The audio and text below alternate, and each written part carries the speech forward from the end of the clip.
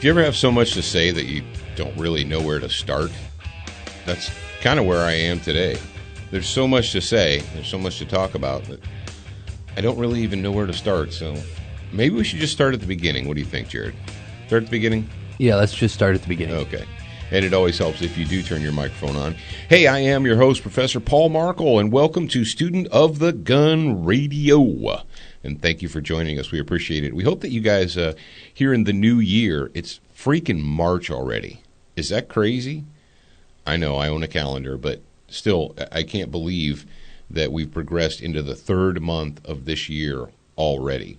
And that means that we've actually got 2 full months of the, I guess, I don't know if it's a new format, the upgraded format, the daily format where you wake up in the morning and you get ready for work or you commute or do whatever you're doing, and Student of the Gun is already up. It's already ready to go. You are welcome. I hope you guys are enjoying the Monday through Thursday format, and if you're a grad program member, then you get it Monday, Tuesday, Wednesday, Thursday, and Friday. Now, we haven't figured out a way to be with you on Saturday and Sunday yet, but you guys are just going to have to, I don't know, listen to reruns or something. Saturday and Sunday? Yeah. Yeah. I don't know about that. But anyway, so it is March. It is Tuesday, and it's time to talk about some wildlife. We got several wildlife stories that we want to share with you. But before we do that, we've got breaking news. Mississippi cops to be required to learn Spanish. I'm like, what's that all about? And yes, we live in Mississippi. We are on the glorious Gulf Coast.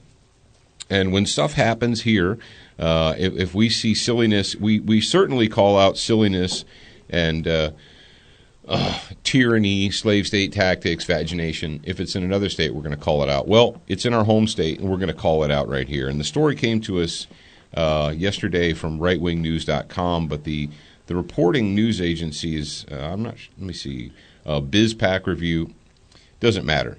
The point is this, is the story basically states that police officers in Jackson, Mississippi, which is the capital of the state, are going to be required, not requested, not encouraged, not educated, but required to learn Spanish.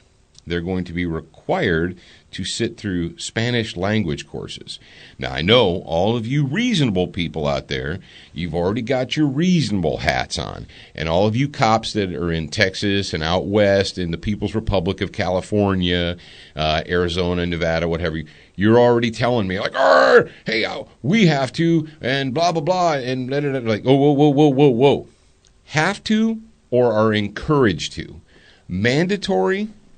Well, yeah, but, where I live, Paul, cops have to speak it. They have to speak it or they're encouraged to speak it. And why is that? Now, Jared's going to go ahead and drop some audio. We've got a real short audio clip from this story. We're going to let Jared play that, and then I'm going to break it down for you, and we'll move on.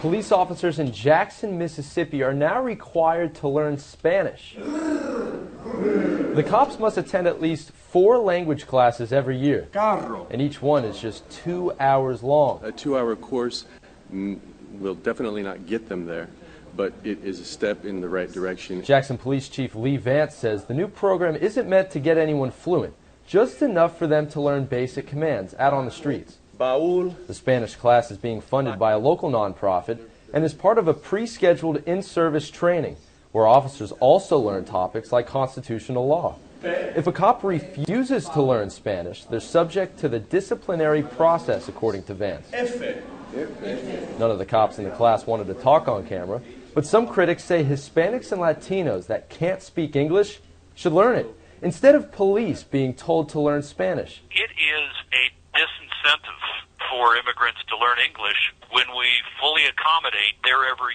need in the language of their choice. Supporters say officers who can speak Spanish are very important because in an emergency situation, if there's a lack of communication, it could be a matter of life or death.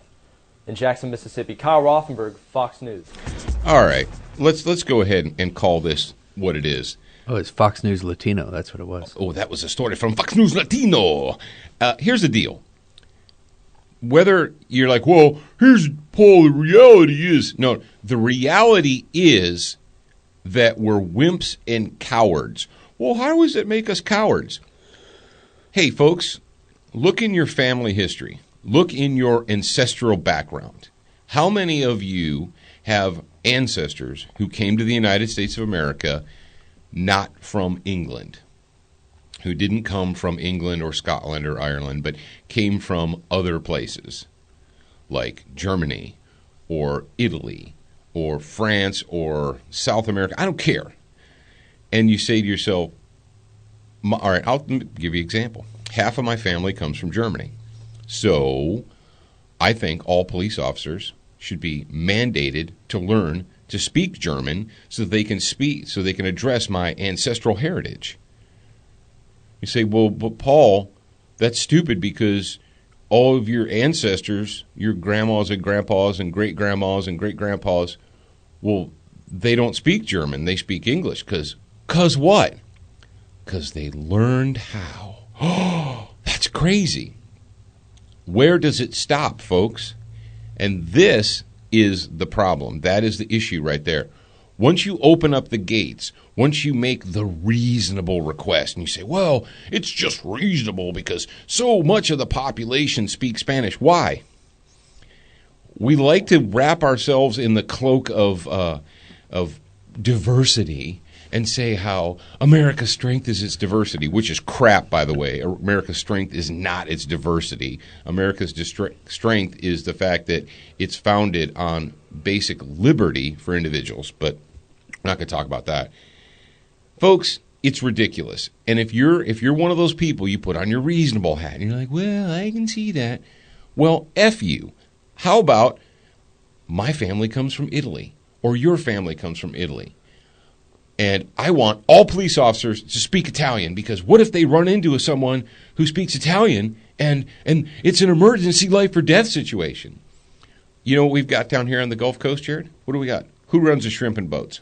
Vietnamese. Besides Bubba Gump and Forrest, the Vietnamese. Okay.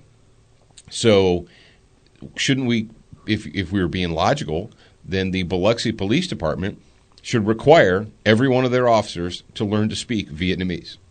Because what if there's an emergency and they can't understand it? It could be a life or death situation. How about, I was just up in Dearborn, Michigan here a couple months ago. And there's a large Haji population up there. And the local Hajj organizations are trying to force the businesses to put up signs in not only English, not only Spanish, but also in Farsi, in like the language of the goat rapist. So where does it end? Where does it end, folks? No, shut up.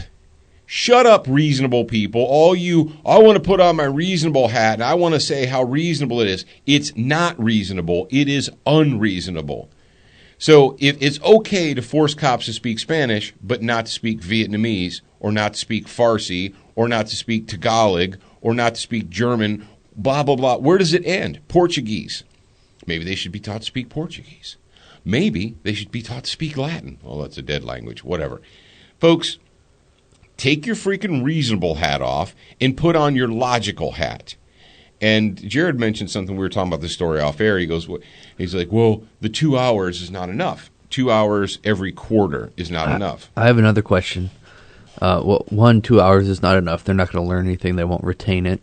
And 2, who's paying for this? Oh, the current program is being funded by some kind of a not-for-profit, blah, blah, blah. I don't care. Here's what they're going to do. This is the way liberals work. They'll do this program. They'll force the police officers, and that is the problem, is the forcing, not the encouraging, not the rewarding. You know, if you want to reward a police officer, because that's the way the United States of America is supposed to be founded. You do something extra, you get rewarded for it, not punished. What they'll do is they'll come around in a year or two, and they'll say, you know what? The 2 hours every quarter was not enough. So here's what we're going to do. We're going to increase it. We're going to increase it, and then we'll make it mandatory. Then we'll make it so that if you don't pass a Spanish language course test, if you don't pass the test, then you can't keep your job or what have you. But where does it end? Where does it end? It doesn't end. It's bull crap. You know what? And I don't know who the gentleman was that they pulled the clip. He goes, but he's absolutely right. It is a disincentive. It is a disincentive to people. It's called enabling. Look it up. All right, folks. That's all I have to say about that. Or is it all I have to say about that? No, it is. It's all I have to say about that. So when we see something stupid in Mississippi, in Jackson, we're going to call it out, and that's what we saw, and that's what we did. All right, the following segment of Student of the Gun Radio is brought to you by Velocity Triggers, designed for precision. Check those guys out at velocitytriggers.com. If you've got a black rifle, they got a trigger for you. Brownells at brownells.com. And they have been serious about guns since 1939. Is that correct, Jared? Since 1939. Since 1939. If you own a gun, Brownells has something for you. So check those guys out at brownells.com.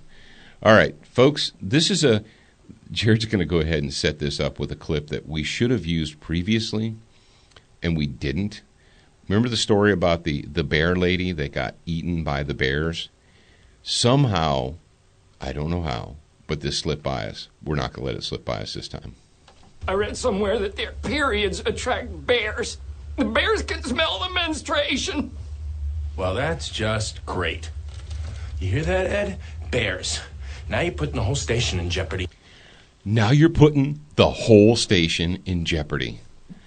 The bears can smell the menstruation.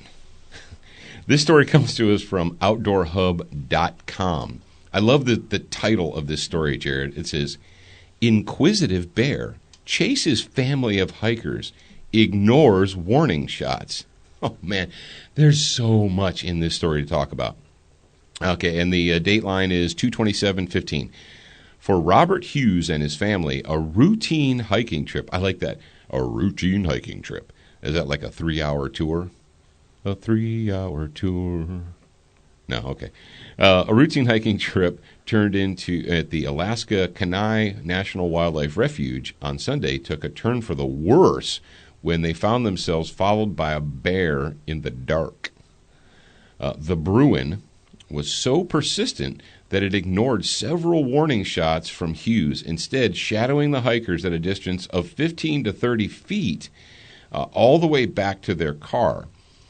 It says, we generally carry a shotgun as well as a .44, but we weren't thinking we were going to see something, said Hughes. Well, they don't go to bad neighborhoods, so. That's right. They weren't in a bad neighborhood late at night, so. With Hughes and his wife, his young son. With Hughes was his wife, his young son, and one of his son's friends. Hughes said that he and the boys were on the ridge along the Upper Kenai Trail, searching for a wallet that he had dropped earlier. As evening approached, Hughes decided to call an end to the search, and the trio began heading down to the bottom of the trail, where Hughes' wife waited. Hughes added that he felt like he was being watched, because he was. There was a big, I don't know, they didn't say what kind of bear it is. A brown, a grizzly, what is it here? It's crazy, the red flags that your body gives you. Like, okay, in Alaska, bears aren't small, so it really doesn't matter what color its fur was. They tend to grow them big up there. It says he felt he was being watched, and later proved to be true as he heard branches behind them breaking. As I turned, and there was a bear only 30 yards from us. I told the boys to hurry up and get down the hill. I turned back. It was probably 15 feet closer, a little bit, and all I could see was the back half. It was a pretty good size. Long story short. So here's the deal. So they realize that this bear is following them, and they do all the normal stuff, the get away, the yada yada. And the bear decides, no, I'm going to go ahead and keep coming. It says the three picked up their pace after the bear doggedly followed them, even after Hughes, get this, emptied a .40 caliber handgun in an attempt to scare the beast off. It was too dark to make out what the species of bear was, but he decided to reload his gun and fired off several more shots to little effect. So he shot out all of his ammo. Oh, all right. And to scare the bear away. To scare the bear. So, but the thing is the bear forgot to be scared. The bear didn't realize, apparently, that it was supposed to be scared of the warning shots, and it kept on coming. Now, they did make it to their car. Fortunately, the story has a happy ending. It says that they made it back up to their car, and they got away. All right, rock on. What do we learn from this story? Number one, pay attention to your surroundings, especially when you're out in the wild, because there are wild things out there that can and will eat you. I love the inquisitive bear story. He was just inquisitive. What do you think he was inquisitive about, Jared? Oh, probably how the people taste. Yeah, it's like, I wonder how these folks will taste. And right now, it also says that the bears are coming out of hibernation. Folks, let me tell you what bear you don't want to be around. Well, there's two. A mother bear who has cubs. And B, a boar or a male bear who has been in hibernation and has come out of hibernation. Because, as you can imagine, a bear that's been hibernating, when it wakes up and it comes out, it's very hungry. And it's going to find and eat anything that it can. And bears are omnivores. They eat anything that they can get in their mouths. So, fortunately, this family lived. What do we know about warning shots? Warning shots are reckless for, humans, because you're just launching bullets. And you say, well, they're out. The bullets probably aren't going to hit anybody. They're out in the wildlife. Okay, cool. An entire magazine of the massive man-stopper 40 caliber ammunition didn't stop the bear. He's like, no. He obviously didn't have hydroshocks, because if it would have just passed by the bear, then it would have stopped it. Well, that is true. If he would have had hydroshocks, the bear probably would have realized it. But he didn't say whether it was a Kimber or not. See, if it was a Kimber loaded with hydroshocks, it would have provided a cone of protection around the family, and the bear would not have been able to get into that cone of protection. It would have known to go away. Yeah. So what he probably needs to do is he needs to ditch whatever gun this happens to be, and he needs to buy a Kimber and load it with hydroshocks, and then he'll be good to go. But you have to tell the bear that that's what you're carrying. Just you scream hydroshock as you shoot.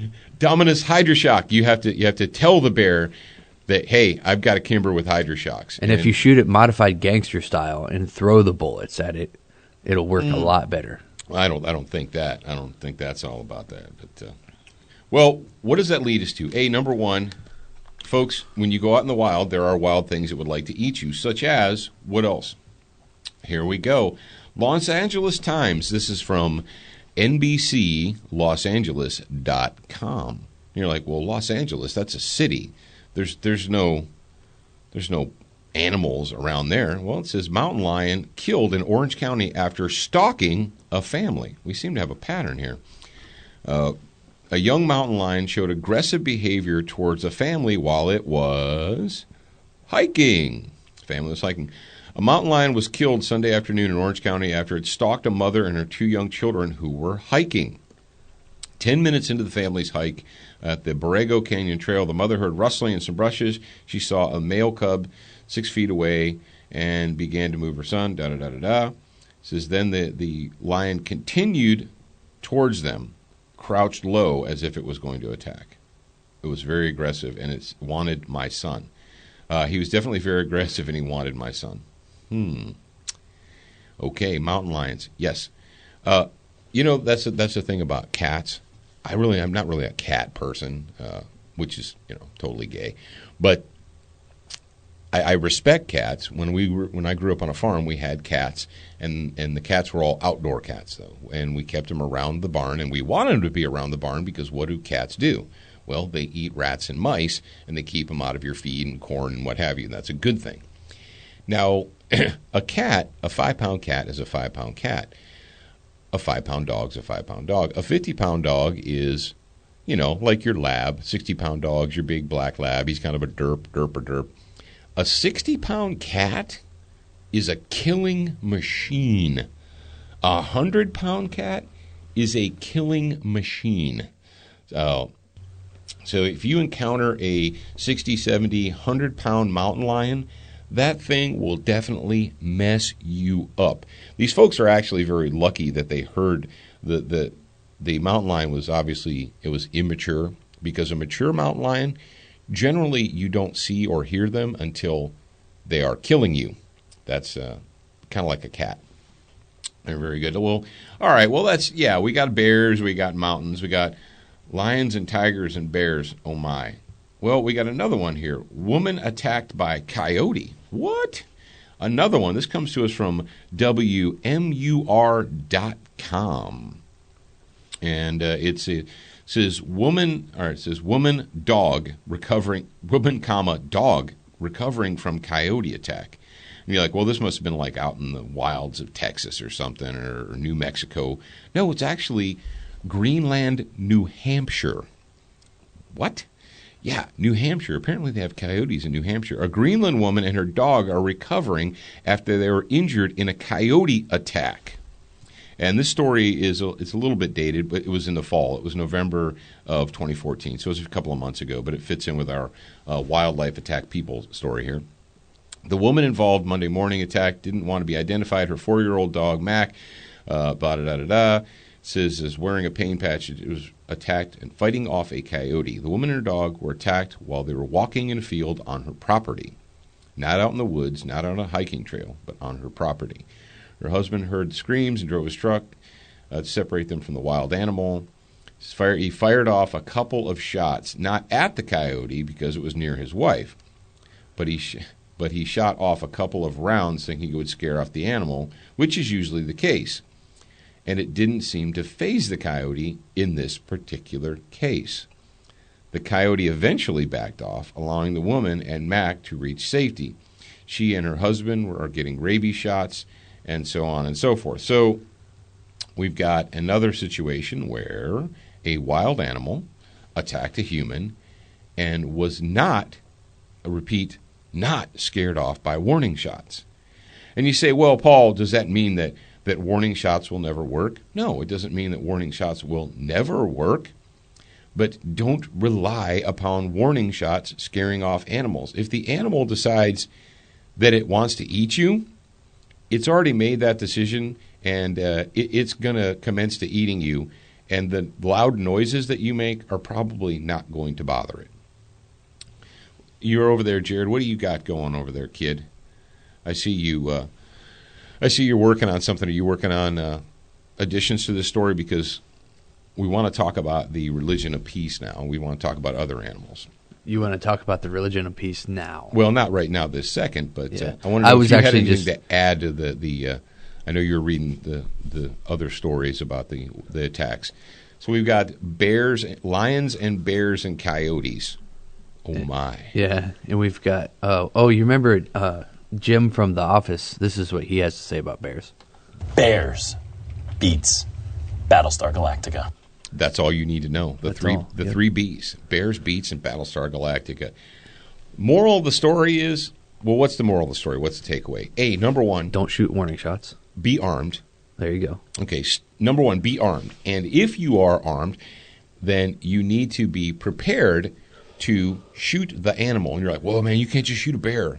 Wait until the bear has your leg in his mouth, and then you can shoot. Can you shoot the bear when your leg's in its mouth as it's eating you? Is it okay to shoot it then? I don't know. I don't really know when it's okay to shoot a bear, apparently. You have to get a writ from the county. And well, this mountain lion that was in Los Angeles, was that where it was? Yeah. They shot it. I hope they used a single-shot bolt-action rifle. Yeah, I hope they didn't use anything mean or evil. Yeah. No. I hope it had a bullet button on it. Well, if a member of the state, now you're wrong there, kid, because if a member of the state, if a representative of the state did it, then they can kill it with whatever they want, because the state, remember, is exempt from all those laws that apply to you and the peasantry. Those don't apply to people that work for the state because they're part of the ruling class, and so that doesn't apply to them. So they could kill it with a machine gun. It doesn't matter. You, on the other hand, cannot be trusted. I'm still wondering where PETA is on this issue. Oh, there's 3 of them there that they could come out and say, hey, these animals are, that's right. They're just acting, They were acting in self-defense. That's right. The animals are, you invaded their home. You invaded the animal's home, and what do you expect? The animals are just going to defend their home. Well, I'm going to defend mine. So, Well, all right. So, number one, be armed. But in addition to being armed, the one here, it says, I didn't shoot at the coyote because it was near my wife. I got you there. But what are you going to do? Let's trade coyote for rapist. Let's trade the word coyote or bear or mountain lion for deranged crackhead. All the downrange shooting people, or the people that have the 170-degree people that you broke the 170 rule, or you can't turn around with a gun. That person's toe is in front of the line. How many of you guys have been to a range where they have the painted line on the ground, and everyone has to be? I was at a public range.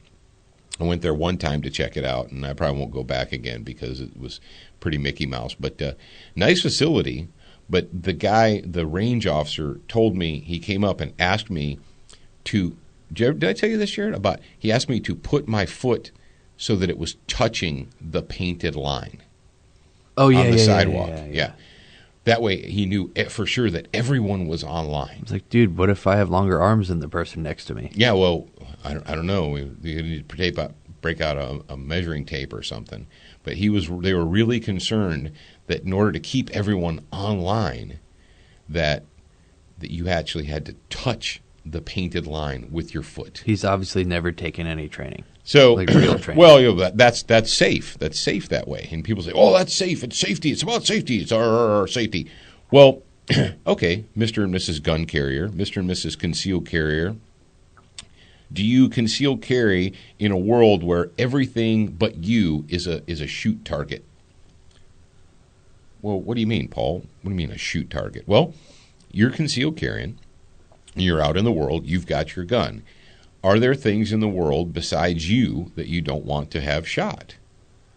Well, yeah, obviously, you moron. Why would you even ask me that question? Well, because a lot of people operate as if the only thing in the world, in their concealed carrying, gun carrying world, that can't be or shouldn't be shot is them. Folks, when you carry a gun out in the real world, there's way more stuff that shouldn't be shot and shouldn't have a gun pointed at it than there are things that should. So if you have to whip out your gun there, you got to whip out your Roscoe and use it in a justifiable manner, do you think that there's going to be nothing, quote, downrange? There is no downrange. There is no safe area. There is no berm in the world.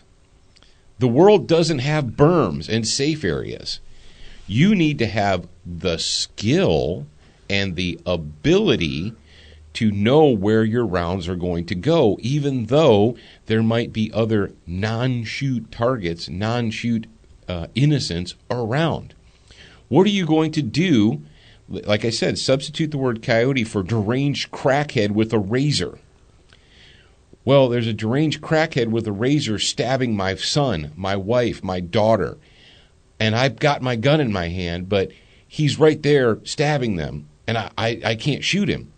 Well, what are you talking about? So you're just going to let the deranged crackhead continue? He's like, well, I couldn't shoot the coyote. And I'm not trying to dig on this individual guy, but what I'm pointing out is if you can't put the rounds where they need to be, if you can't maneuver your body so that the bullets don't pass through the bad guy and hit the good guy, you need to think about that.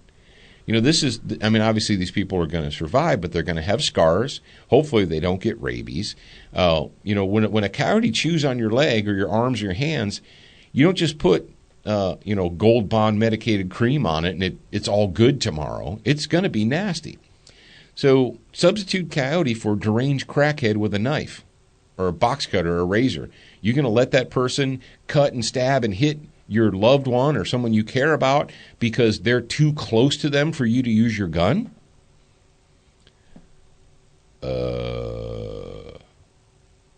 Cricket, cricket, cricket. Yeah, exactly. When you pull that gun out in the crisis situation, if you pull it out, it's in your hand and you're thinking, I really wish I would have spent more time shooting this. I really am not sure if my bullets are going to go where they need to go. I really don't feel confident in my ability to operate this hardware. Guns are not magic talisman. Just because you possess a gun, just because you own one and carry one, it doesn't make the badness, it doesn't make the evil, it doesn't make the monsters just go away. Sometimes the monsters don't care that you have a gun, and they're just going to keep right on coming. And they're going to say, hey, I don't care that you own a gun, Kimber with HydroShocks or not, I'm going to eat you. Make me stop. Try and make me stop. So ask yourself this. Jared, I'm going to go ahead and, I know a lot of you guys out there, and not everyone, but there's a high percentage of people that are listening to my voice right now that are no kidding dedicated shooters. They really care. They care about their skill level, and they care about improving. Because I know tons of you folks have downloaded the One Box workout, and you told us, hey man, I've been going using the One Box workout, and I've seen improvement and so forth. Great, and you can get that by just putting the mobile app on your phone and you take it with you. So here's what I'm going to challenge you to do. I'm going to go ahead and give you the iPhone challenge. What? What's the iPhone challenge, Paul? Do you love your phone? Everybody loves their phone, right? Jared, do you love your Galaxy phone? I do. I love it. All right, well, here's what I'm going to challenge you to do. I'm going to challenge you, next time you go to the range. Put your phone down range and shoot it. Hey, no, don't shoot your phone. Okay, darn. No, and I actually gave this one to Jay Gibson. I don't know if they've done it. I told Dave that he needed to do it in the Red Zone class. Do you feel that you can put your bullets where they need to go, yes or no? Well, yeah, I'm a good shooter. Okay, great. Next time you go to the range, I want you to take a Ziploc sandwich baggie. Just a plastic sandwich baggie. And before you start, you need a cardboard target for this because it has to be something that's, has a little bit of substance to it. Yeah. Or wooden. Can't be paper. Can't be paper. Put your phone, your Galaxy notebook, your iPhone 5, whatever, in the baggie. Take a silhouette target with a head on it or something. And what I want you to do is I want you to go down range, and I want you to take your staple gun, because you got a staple gun, right? You know you do. That's how you secure your targets to the cardboard. Unless you're at an indoor range, then you could clip it to the hook. All right, then clip it to the hook or whatever. And run it down range. Stand off at 5 yards. 5 yards only. And shoot one full magazine or one full cylinder or one full whatever it is you're carrying into the head. And I want you to make sure that your iPhone is approximately 6 inches away from the head of that silhouette. Can you do it? And go ahead and turn the video camera on and record it and post it to our Facebook page. Facebook.com/Student of the Gun. Seriously. That would be cool. And you're like, oh, that's silly. Well, if you're not confident enough in your skill to not shoot your own phone, you're so afraid that you might accidentally shoot your phone that you won't do that. What if it's somebody you care about? What if it's your wife, your child? The phone is immobile. It's not moving. If the phone is just going to stand there and sit there. And a phone can be replaced. Your wife and your child can't be replaced. What are you going to do? Are you going to let the deranged killer, the crackhead, the scumbag, you going to let him stab your wife and child because you don't have the confidence to put a bullet into them? There's an article on AmmoLand right now, and we're going to wrap this up, but there's an article out right now on AmmoLand by Ken Hackathorn. And Ken talks about caliber choices. And AmmoLand.com. AmmoLand.com. And Ken is talking, he's a friend of ours. Ken is talking about the caliber choice and how people try and buy calibers to overcome a lack of skill. And he says, and he also says in the article about it's more important for you to be able to make a headshot at 5 yards in 2 seconds than it is to make a torso shot at 50 yards in 4 seconds. He said that's more realistic. If you can't make a headshot at 5 yards in 2.5 seconds, you need to work on something like that.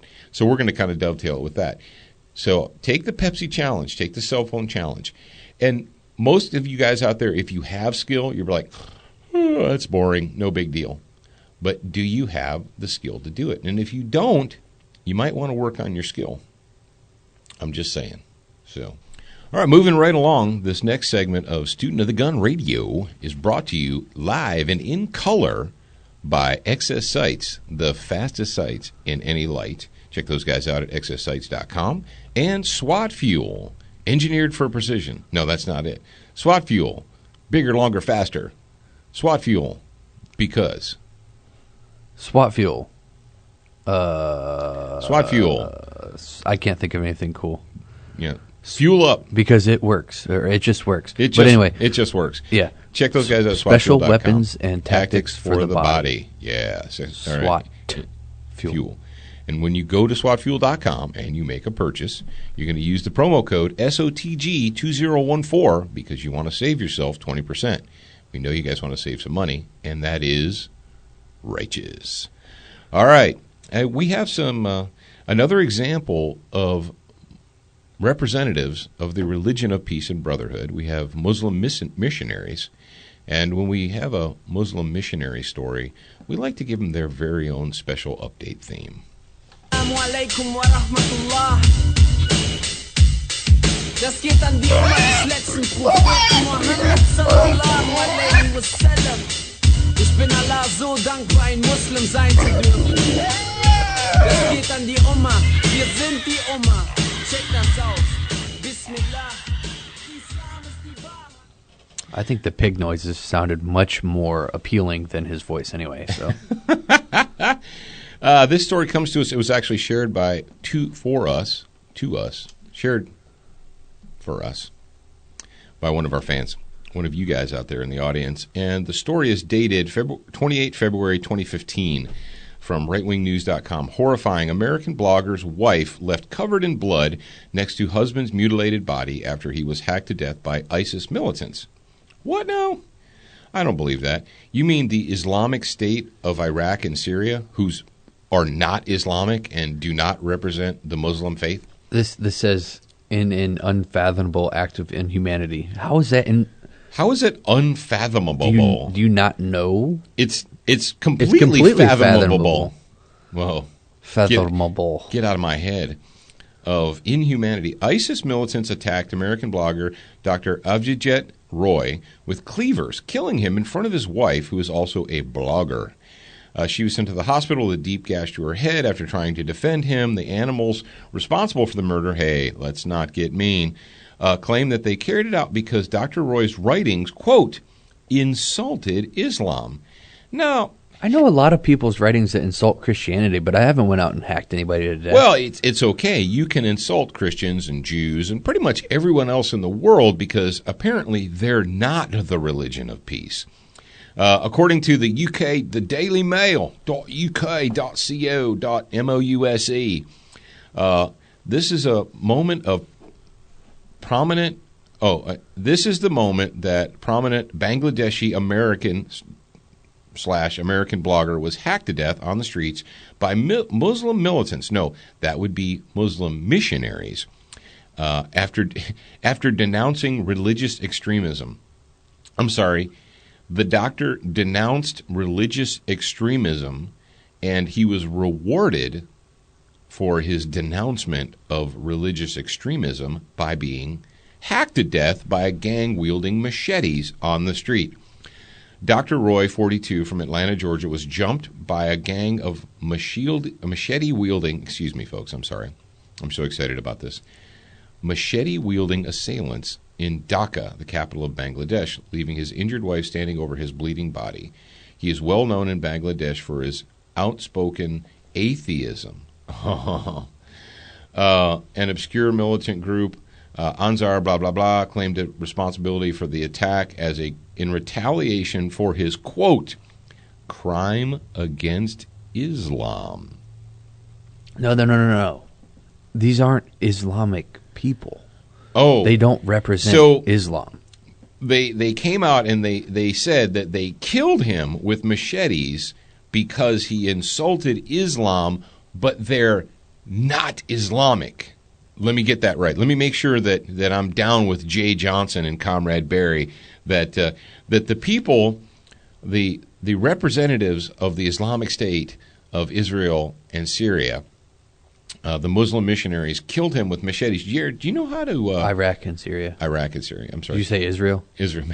I don't know. Everybody knew what you meant. Like, what? How do you deal with a group of machete-wielding attackers, Jared? You shoot them. You shoot them. You pull out your gun, you whip out your Roscoe, and you apply multiple rounds into their torsos and upper chest areas until they stop. Well, you know what the answer to this whole problem is, Jared? I think that you... Ban machetes. Absolutely. I think that you know. Now, if machetes are the preferred tool of the religion of peace and brotherhood, and that douche nozzle up in New York wants to ban them, doesn't that make him a racist?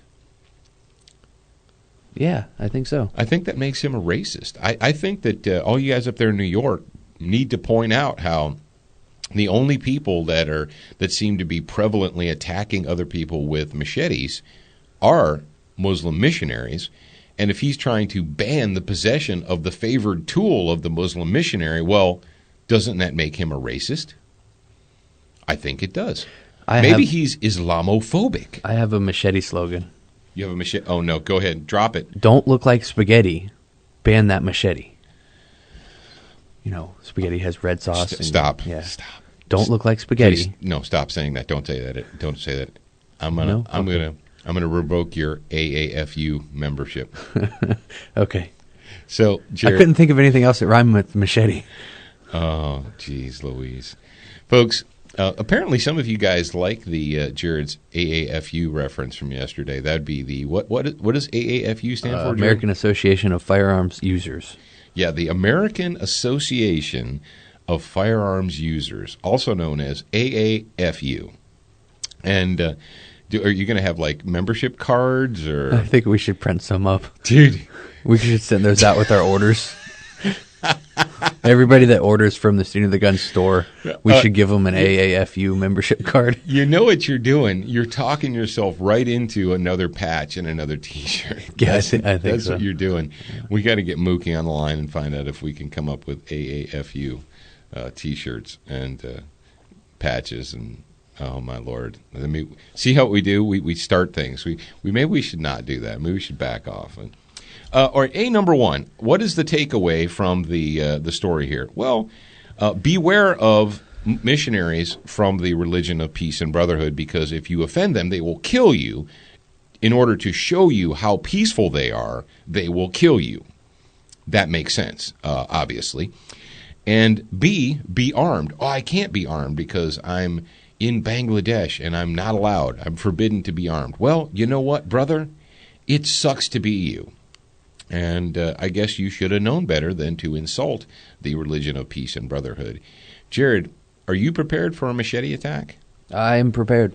So if Johnny Jihad shows up in Mississippi and wants to, like, pull out a machete... Go ahead, bring that machete. Is it going to be a bad day for Johnny Jihad? Yes, it will. Yeah, it will definitely Or be a good day, depending on how you look at it. Yeah, I mean, he could get to meet all those virgins that he's looking forward to. Mm-hmm. But you don't want to mess with us because our swords have been bathed in the blood of the hog, as we mentioned previously. So if I cut you with my sword, you're going straight to hell, buddy, because it has been quenched in the blood of the wild boar. Keep that in mind. All right, ladies and gentlemen, tomorrow, tomorrow's going to be Wednesday already. We're going to talk about concealed carry instructors who are against constitutional carry. What? We're going to have a SWAT Fuel fitness talk moment for you guys. We're going to talk about some good news coming out of West Virginia. And also, it looks like we got a Great White North update. We're going to be updating you on how well gun control is working in the Great White North. You don't want to miss that. Exceptionally well, obviously. Oh, yeah, you don't want to miss it. All right, until next time, ladies and gentlemen and children of all ages, remember, you're a beginner once, but you should indeed be a student for life.